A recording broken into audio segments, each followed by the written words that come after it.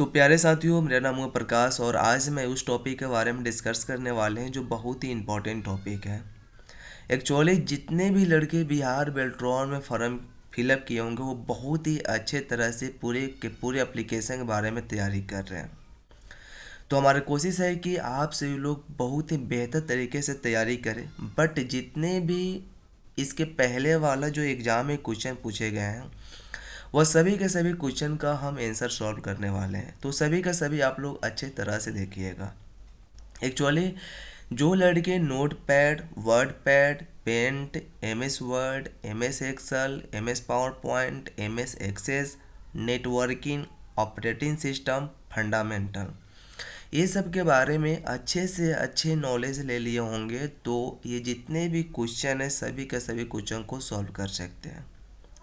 Actually मैं अपने YouTube channel technical प्रकाश sir पे सभी का सभी एप्लीकेशन के बारे में बतला रहे हैं, जैसे नोटपैड के बारे में, वर्डपैड के बारे में, पेंट के बारे में, फंडामेंटल के बारे में, एमएस ऑफिस के अंदर MS word, excel, power point, access के बारे में और फंडामेंटल के बारे में, नेटवर्किंग के बारे में और ऑपरेटिंग सिस्टम के बारे में।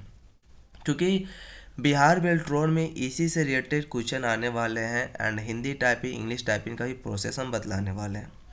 तो हमारे चैनल को बहुत सारे आप लोग अच्छे तरीके से देखिएगा, अच्छे तरह से सोचिएगा तो आपको पूरे पूरे कवर हो जाएगा।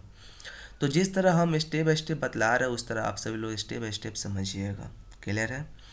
यहाँ पे जितने भी क्वेश्चन है सारे के सारे क्वेश्चन बिहार बेल्ट्रॉन में पूछे गया क्वेश्चन है। सपोर्ट आप यहाँ पे देख सकते हैं OLED।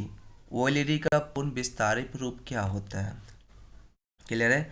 अगर एग्जाम में आए कि OLED का पूर्ण विस्तारित रूप क्या होता है, जैसे कि आप देख सकते हैं मॉक क्वेश्चन है जो क्वेश्चन आईडी इतना में ये पूछा गया है।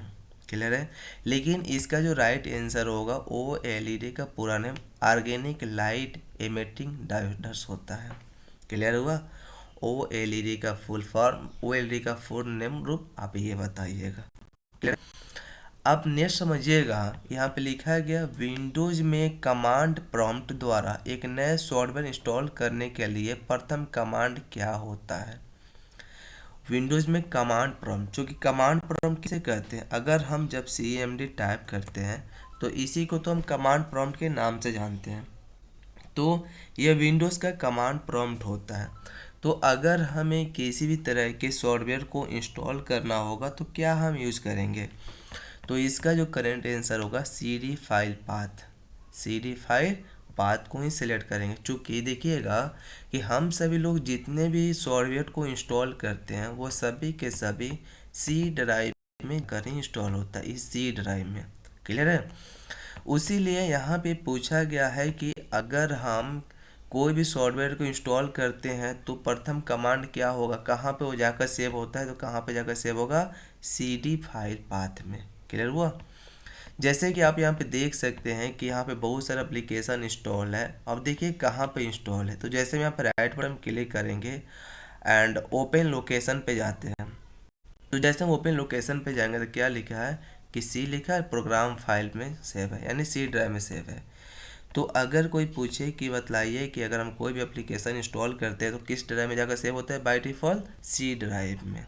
क्लियर हुआ? यहाँ पे नेक्स्ट क्वेश्चन है माइक्रोसॉफ्ट पावर पॉइंट 2016 प्रोजेक्टेशन में सभी स्लाइड के लिए थीम और बैकग्राउंड को चयन करने के लिए निम्नलिखित में से कौन सा विकल्प उपयोग होता है? याद रखिएगा कि अगर हम MS वर्ड में कोई भी डॉक्यूमेंट बनाते हैं वो डॉक्यूमेंट के नाम से सेव होता है। अगर हम एक्सेल में बनाते हैं तो बुक के नाम से सेव होता है।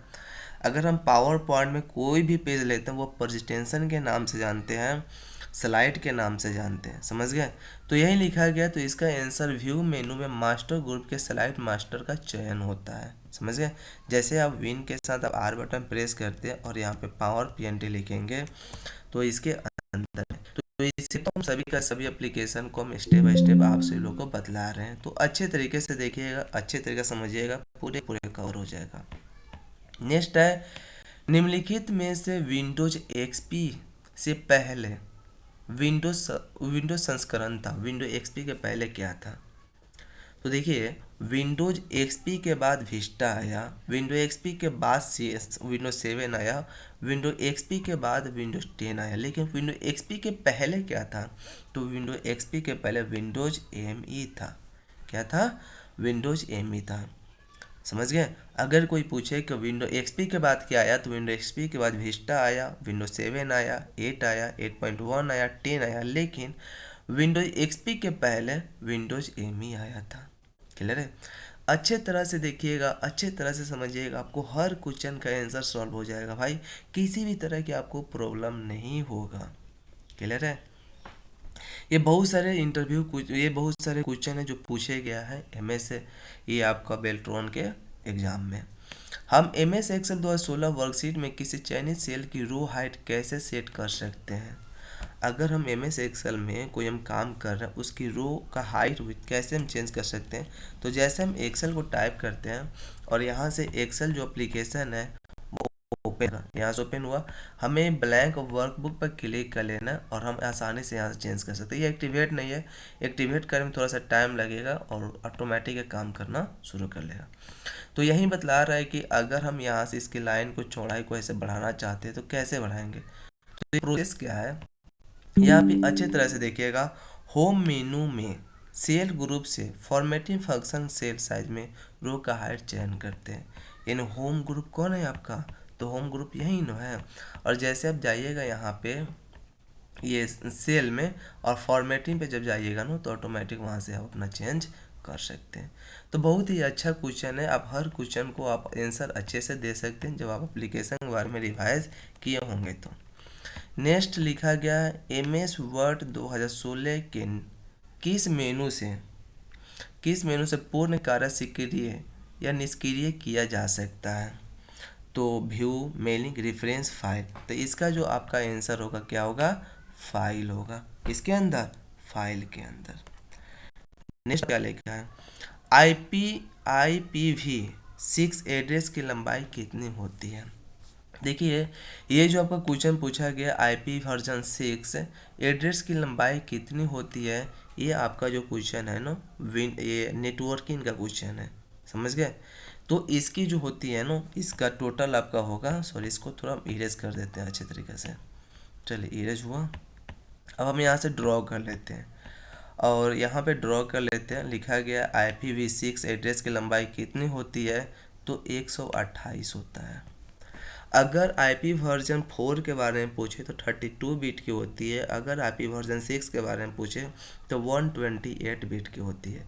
याद रखिएगा, ये हम नेटवर्किंग के क्वेश्चन जब नेटवर्किंग के बारे में पढ़ाएंगे उसमें हम पूरे अच्छे तरीके से समझा देंगे। एक्चुअली मैं अपने ऑफलाइन क्लास में इसकी तैयारी बहुत ही अच्छे तरीके से करा रहे हैं और हम धीरे धीरे आप लोगों को ऑनलाइन भी प्लेटफॉर्म पे बहुत ही अच्छे तरीके से बारीकी से समझाने वाले हैं। तो IP वर्जन 6 की लंबाई कितनी होती है? IP वर्जन 6 कितने बिट की होती है? तो IP वर्जन 6 128 बिट की होती है और IP वर्जन 6 128 बिट की और IP वर्जन 4 32 बिट की। IP का फुल नेम होता है इंटरनेट प्रोटोकॉल। IP दो तरीके का होता है, IP वर्जन 4 और IP version 6। Clear? IP version 4 32 bit और IP version 6 128 bit. IP version 4 में 4 ऑक्टल होता है।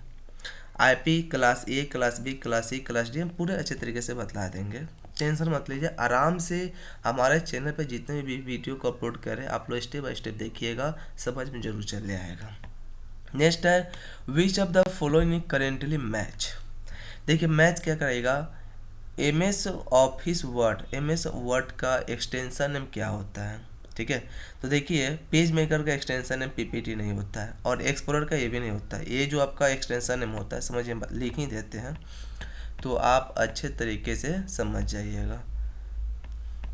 टेक्स्ट लिए और यहाँ पे .xlx जो लिखा है ना, वह आपका एक्सेल का एक्सटेंशन नेम होता है। समझ गए? किसका होता है? एक्सेल का। और पेज मेकर का ये .ppt नहीं होता, .ppt जो होता है ना पावर पॉइंट का होता है, पावर पॉइंट का ये होता है। अच्छे तरीके से एक क्वेश्चन देखिए कितना आंसर बन रहा है।